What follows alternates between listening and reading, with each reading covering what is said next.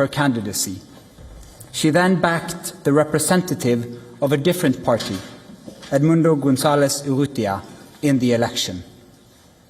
Hundreds of thousands of volunteers mobilized across political divides. They were trained as election observers to ensure a transparent and fair election. Despite the risk of harassment, arrest, and torture, citizens across the country held watch over the polling stations. They made sure the final tallies were documented before the regime could destroy ballots and lie about the outcome. The efforts of the collective opposition, both before and during the election, were innovative and brave, peaceful and democratic. The opposition received international support when its leaders publicized the vote counts that had been collected from the country's election districts, showing that the opposition had won by a clear margin. But the regime refused to accept the election result and clung to power. Democracy is a precondition for lasting peace. However, we live in a world where democracy is in retreat, where more and more authoritarian regimes are challenging norms and resorting to violence. The Venezuelan regime's rigid hold on power and its repression of its population are not unique in the world. We see the same trends globally. Rule of law abused by those in control, free media silenced, critics imprisoned, and societies pushed towards authoritarian rule and militarization. In 2024, more elections were held than ever before, but fewer and fewer are free and fair. In its long history, the Norwegian Nobel Committee has honored brave women and men who have stood up to repression, who have carried the hope of freedom in prison cells, on the streets, and in public squares, and who have shown by their actions that peaceful resistance can change the world. In the past year, Ms. Machado has been forced to live in hiding. Despite serious threats against her life, she has remained in the country, a choice that has inspired millions. When authoritarians seize power, it is crucial to recognize courageous defenders of freedom who rise and resist. Democracy depends on people who refuse to stay silent, who dare to step forward despite grave risk, and who remind us that freedom must never be taken for granted, but must always be defended, with words, with courage, and with determination. Maria Corina Machado meets all the three criteria stated in Alfred Nobel's will for the selection of a Peace Prize. She has brought her country's opposition together.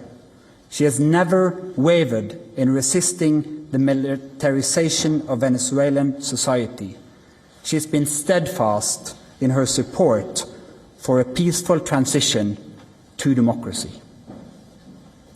Maria Corina Machado has shown that the tools of democracy are also the tools of peace.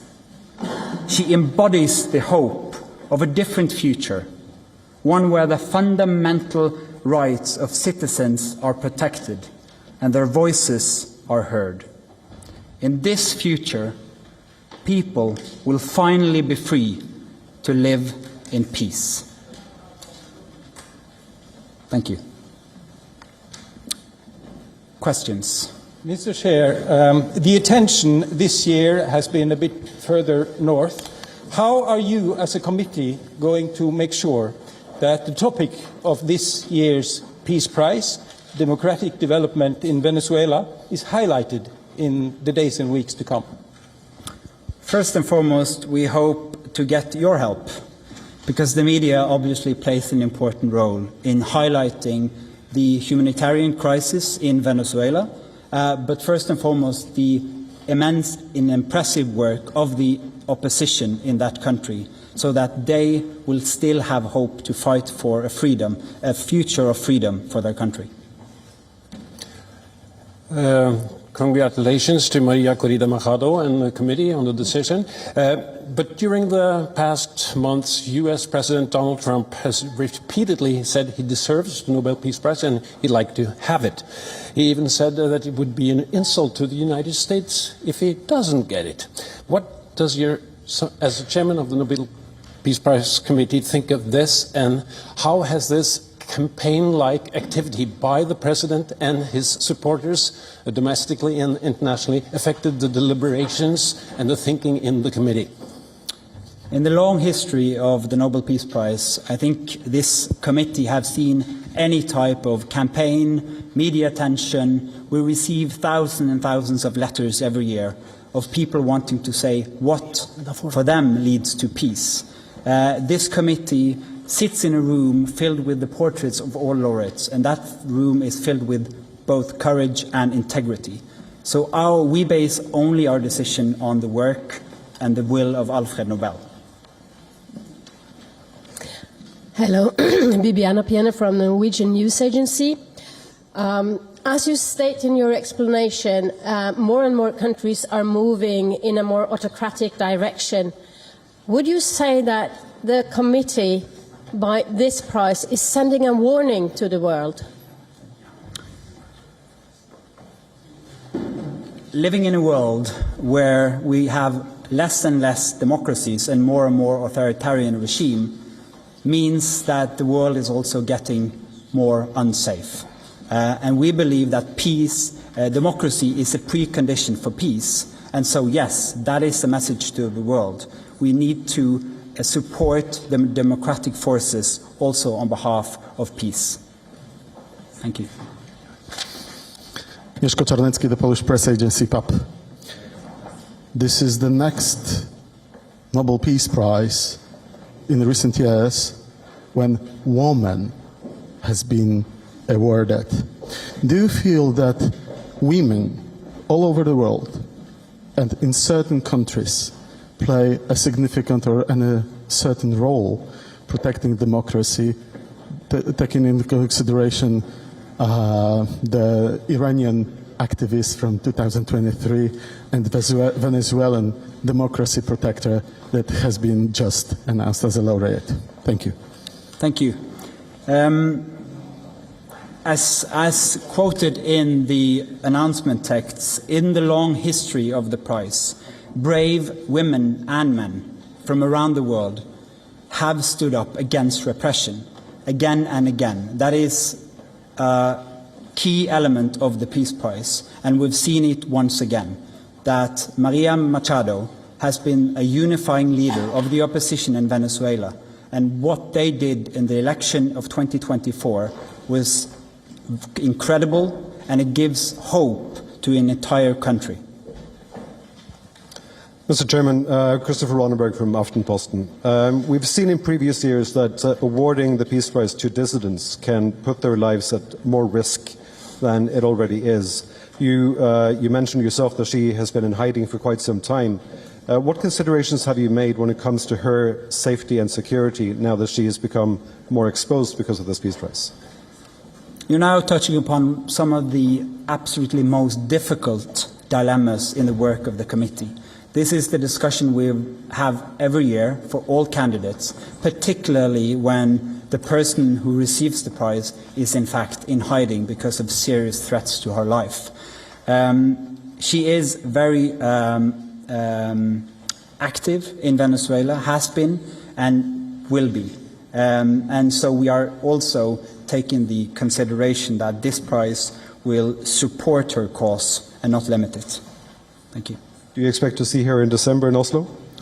Again, a question of security. It's too early to say. We always hope to have the laureate with us in Oslo, but this is a serious security situation which needs to be handled first. Thank you. Then I'll say thank you so much for your questions. Thank you for coming, and we'll have individual interviews.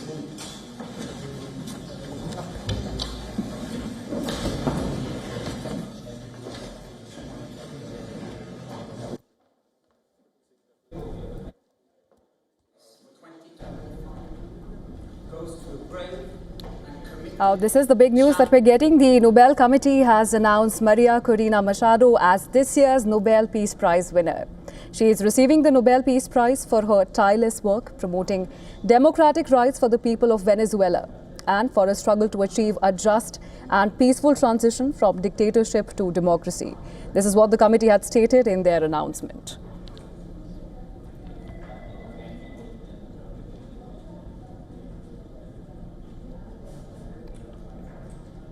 And to discuss more, we are now being joined by Dr. Glenn Deason from Oslo. He is a professor of international relations at the University of Southeastern Norway and an editor at the Russia in Global Affairs Journal. Thank you so much, Dr. Deason, for joining us on the broadcast. Oh, my pleasure. Dr. Deason, the Nobel Committee has announced Maria Corina Machado as this year's Nobel Peace Prize winner. And now she has received this for her tireless work promoting democratic rights for the people of Venezuela. Now, the committee has also stated this in their announcement. Now, how do you interpret the message that the Nobel Committee is trying to send with this year's choice? Well, it tends to be very political, the Peace Prize. As we're just told, it's a hope that it will support their cause.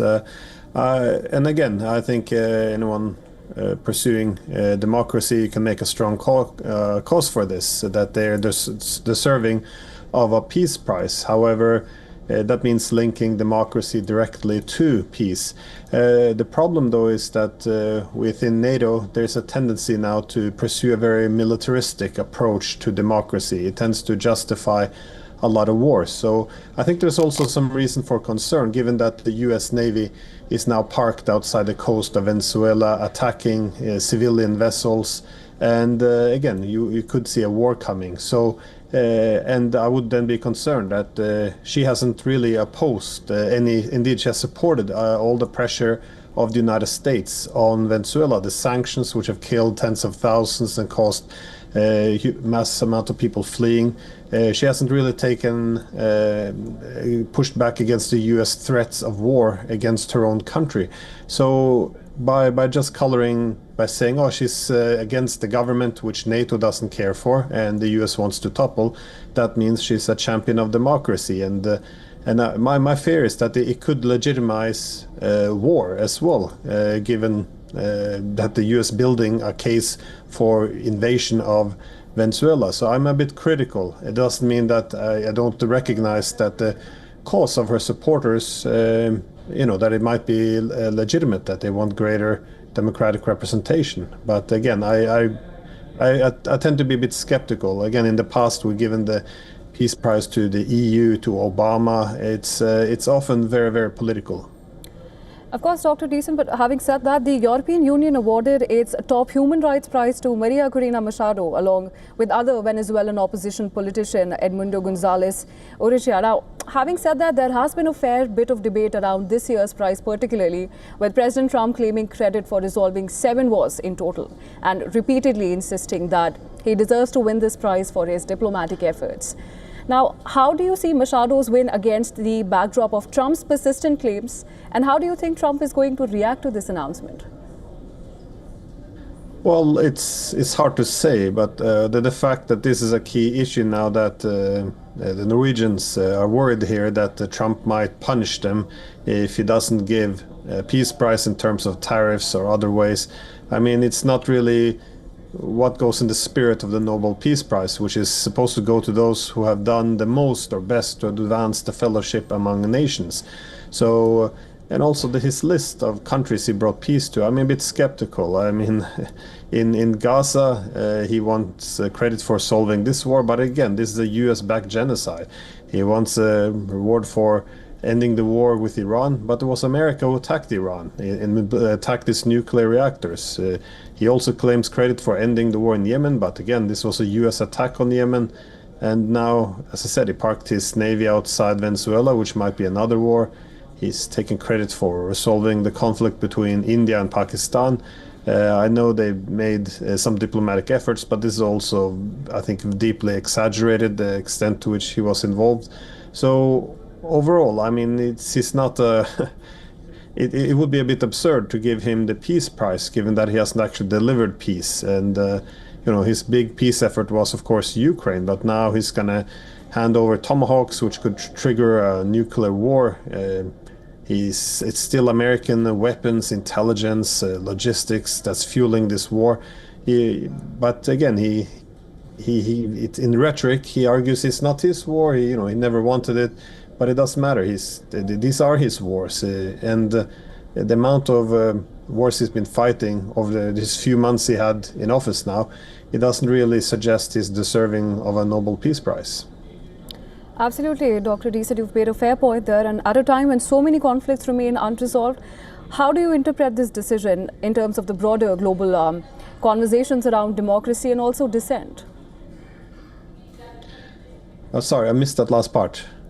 I was just trying to understand that how would this decision actually impact the broader global conversation around democracy and also dissent, as we are in a climate where there's geopolitical upheaval all around the globe and we have so many conflicts which still remain unresolved? Well, I think that the Nobel Peace Prize becomes too disputed because it links essentially peace to the democratic peace theory, which is the idea that if you spread democracy, then you will have peace. The problem is, once peace is advanced, well, democracy is advanced through military force, one has to question this. Again, in Ukraine, one has to point out that NATO started a war in 2014 by toppling a democratically elected government, for example, in the name of promoting democracy. We see now a possible war in Venezuela, and I would say a majority of the wars being initiated now are done under the name of advancing democracy. So it becomes a contradiction which has to be addressed. So I think this kind of peace prize will be very divisive. Again, the NATO countries will use this as a way of patting themselves on the back, showing that they are on the right side of history. For in many other parts of the world, this will be seen as being a bit problematic, providing legitimacy for further warfare. So I do think that, well, it's no secret that this award has become deeply political, and I think that will be reflected in how it's seen around the world as well. Now, Trump's personal push for getting the Peace Prize, I mean, it's a bit perplexing why he's so obsessed with it, but again, it could be an important award because really the whole world is now heading into conflicts all across the world, and of course we have conflicts like China, which could be in the making. But again, pointing to Trump, he recently said he wanted to take over a former air base in Afghanistan by force because he wants to be close to where China's nuclear weapons are made. I mean, this is a very strange approach to peace, unless you think toppling governments around the world to impose democracy is the path to peace. Of course, and given the global political climate, do you think that, as you've mentioned, this award does feel, and the choice particularly does feel divisive, but do you think despite all of that there could be a real diplomatic weight to it? I unfortunately don't see it. Again, it's become very popular in the last few years to give these awards to dissidents in countries of NATO adversaries, but not within the NATO countries or allies of NATO countries. So it does seem that it's used as an instrument of soft power. And I would say it's unfortunate because there is a need to focus more on peace these days. I mean, if we look at conflicts around the world, we hardly talk about diplomacy anymore. Instead, it's all military solutions to all problems. Now, my concern is that once countries begin to talk about democracy and freedom, it becomes idealistic and moralizing to the extent there is no middle ground. There's no room for diplomacy because the democracy can't make a compromise with authoritarianism because it's good values versus bad. So I fear that this logic of democratizing the world, that this is something that has really built itself now into this Nobel Peace Prize. Right, and just to take that point a little further, so do you think that this choice reflects a shift in how the Nobel Committee views peace, perhaps, as you've said, the push towards the democratic aspect of peace and how the changes that we're seeing right in front of us? Do you think this particular choice is also adding to that or maybe fueling a different narrative? Well, I definitely think it's fueling the narratives as opposed to advancing peace. It's very hard to see why this would be a good choice for peace, given that the US is now attacking these different civilian vessels off the coast of Venezuela, and that they have their navy in place, either for a decapitation strike or possibly even an actual invasion. So once you then begin to establish a partnership with a dissident, someone who might work with the invading power to take power after an invasion, you have to ask yourself whether or not that this is promoting peace, or if this is something that is setting the stage or legitimizing a war. And I think that this is definitely something that is legitimizing a war. If Trump wants to invade Venezuela, he just got a big attaboy from the Nobel Peace Prize Committee. Absolutely. Thank you so much, Dr. Deason, for joining us on the broadcast and sharing a valuable perspective with us.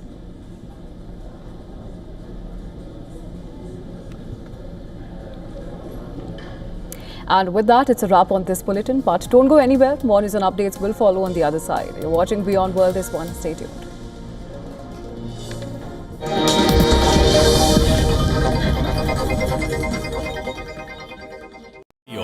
India's global voice, the channel that brings you the biggest stories from across the world through India's lens.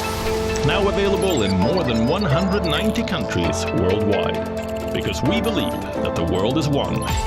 Watch us in Africa, Europe, USA and Canada, South America, Asia Pacific, Middle East and North African regions.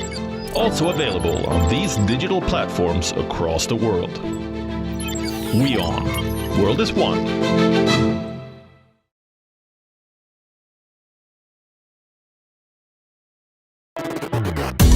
Story or simulation? Human or humanoid? We've come a long way in a very short time. Machines are overtaking the men who built them. What lies ahead? Find out on Tech It Out, only on WION at these times.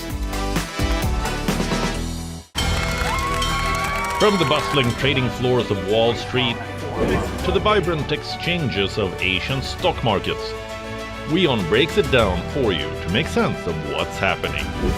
As we reveal the key factors behind events, strategic battles, and the game-changing business decisions that shape the world. We bring you all of this and more on World Business Watch. Rashtriya Swayamsevak Sangh. To some, it's an extreme ideology. To others, it's the very soul of India. To some, it's rebellion. To others, it's a principle of nation building. Coming soon to challenge perceptions in RSS centenary year, Kesariya at 100.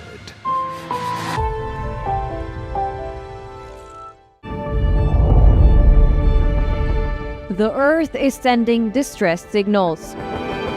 Wildfires, droughts, and melting glaciers. Can we reverse the damage? Explore the harrowing effects of climate change. It's a wake-up call. Global emergency. climate tracker on WION World is One.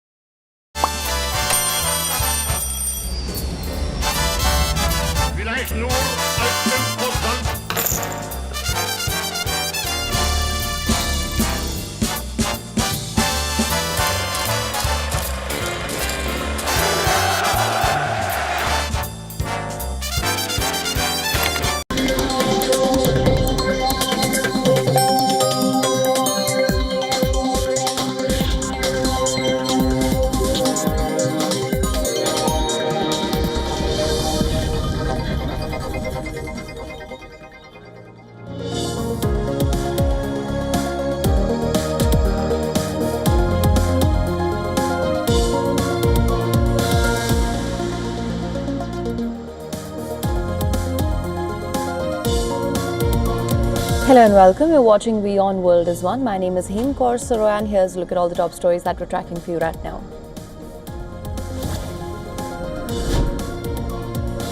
The Norwegian Nobel Committee has decided to award the Nobel Peace Prize for 2025 to Maria Corina Machado. Venezuela's opposition leader and democracy activist Maria Corina Machado wins Nobel Peace Prize for 2025. Machado is honored for her tireless work for promoting democratic rights for the people of Venezuela.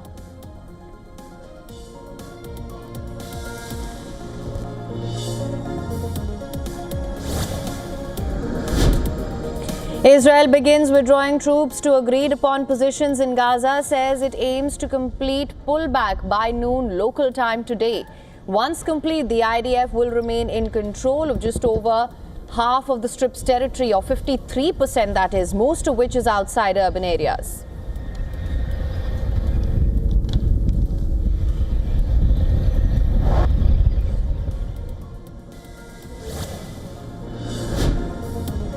India upgrades its technical mission in Kabul as Embassy of India. India and Afghanistan announced cooperation in countering terrorism in areas of medicine and additional Kabul-New Delhi flights.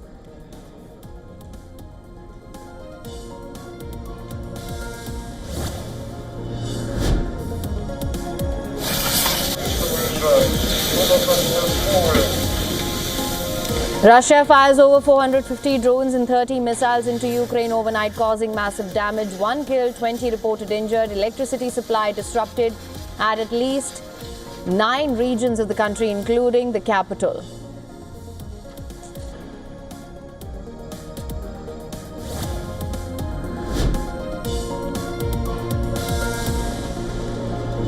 South Korean prosecutors indict Unification Church's leader Han Kaja on charges of making illegal donations which were linked to the nation's former First Lady Kim Kyon-hee. She was arrested last month over allegations.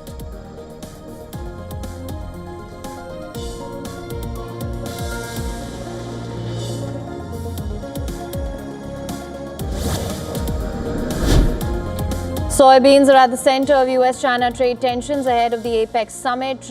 Trump says he'll raise the issue with Xi and warns imports from China could be cut if talks stall. China is using soybeans and rare earths to gain leverage.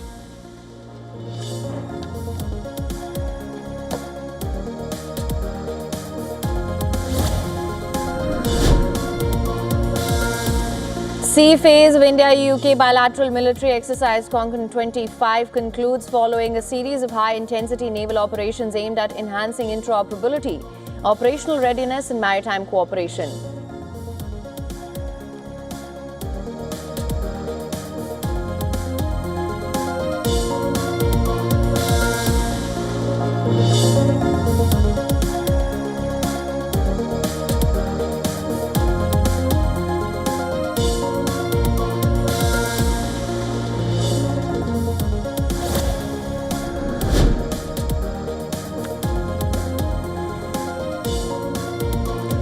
Silver surged past $50 an ounce on Thursday, its highest level since 1980, as investors flocked to safe havens amid global uncertainty.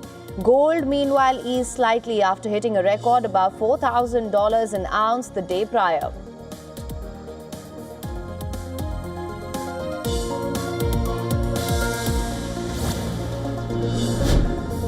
Yashasvi Jaiswal completes 100 against the West Indies at the Arun Jaitley Stadium in New Delhi. It is the 23-year-old's 7th-test century.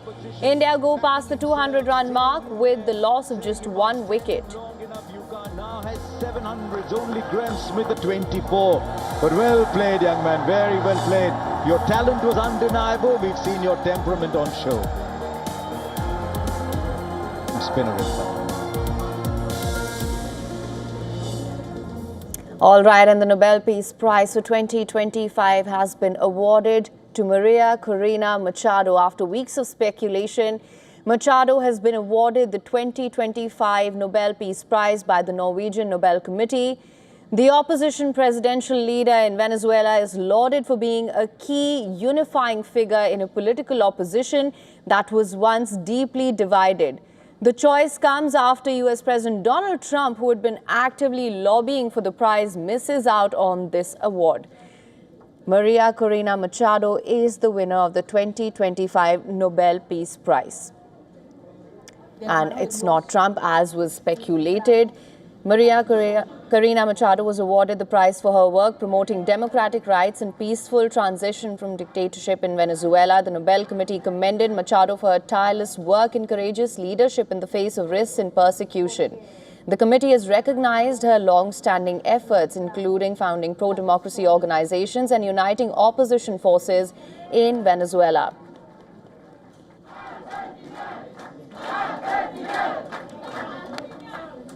And so comes the big announcement where Maria Corina Machado has been awarded the Nobel Prize 2025 for her tireless work promoting democratic rights of the people of Venezuela and for struggle to achieve a just and peaceful transition from dictatorship to democracy. This was announced just a short while ago by the chair of the Norwegian Nobel Committee, Jorgen Watne Fridnes. All right, for more on this, we're now being joined by Harish Bijur, Brand and Business Strategy Specialist. Thank you so much for joining us on WION World is One. The big announcement that everyone was waiting for, it goes to Maria Corina Machado, the Nobel Peace Prize for 2025. What do you have to say?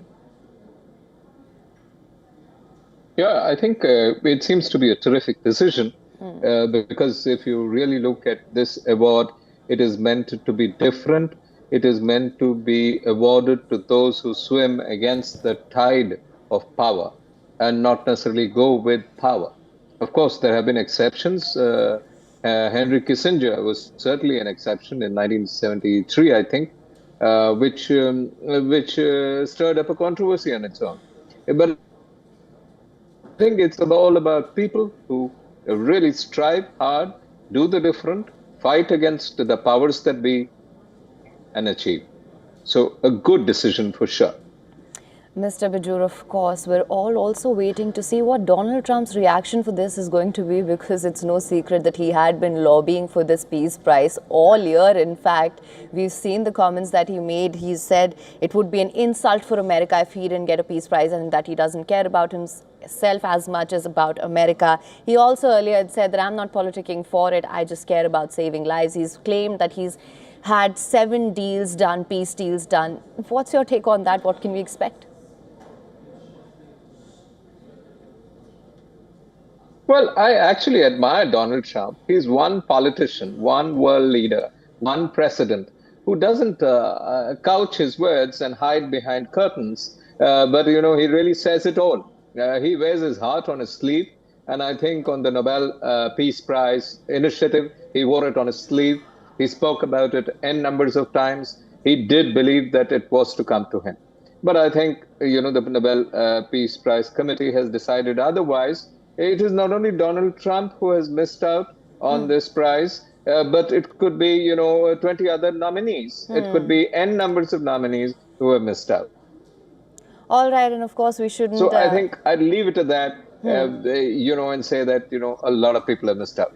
Yeah. Right, absolutely. And of course, we shouldn't let that shadow Maria Corina Machado's achievement here. Now, when we talk about the decision to award the Nobel Peace Prize, what are the factors that you think go into this?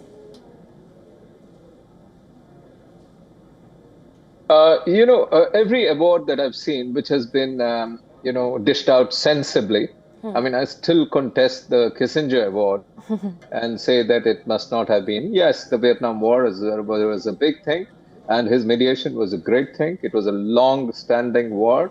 Vietnam was not a country; it was a war. And this was Kissinger. But what goes towards it, I do believe it's a certain degree of a fight value, of an underdog value, of an anti-establishment value, of also a big cause for a country which really values that cause. So I think if you look at Venezuela and you look at the cause that we're talking about, I think all of that fits in. One other aspect I do believe is important for the Nobel Peace Prize in particular, is the peace around it before it's actually awarded. In the sense that, the quietude that is necessary for this kind of an award, the dignity that is necessary for this kind of an award. So to an extent, I think it's an award people get by surprise. Yeah. Right. That's maintained. Right. Mr. Bajor, also, how does this year's choice reflect the mood and the priorities of the world right now in this global context? What does this recognition, in your view, symbolize? I think it's about the broader inclusion. It's about people and their rights. It's about saying that all people matter. Doesn't matter in which part of the world, whether the developed, the developing, or the submerged economies of the world. So I think it's saying a lot. But nobody can trend cast the Nobel Peace Prize. And that's been the beauty of this award as well. So this year it's this. Who knows what it is tomorrow? And all right, if we were to specifically talk about Machado herself, how does this redefine her work and her activism? It just reshapes activism. It reshapes the attitude to activism. It says that if you fight and fight and fight and fight for the right cause for a long enough period of time, you achieve. And I think as far as Ms. Machado is concerned, I don't think it's as much the award that matters as much the cause that she has succeeded in taking to a point of traction that matters. And that's the beauty of the Nobel Peace Prize. The prize winner is not pompous about getting it. The prize winner is not excited about getting it. The prize winner is more excited about the cause he, she, or they represent rather than the award itself. And I think that's how awards must be. Award is a journey. It is not a destination. All right. Well, Mr. Bajor, thank you so much for joining us on WION World is One. Thank you.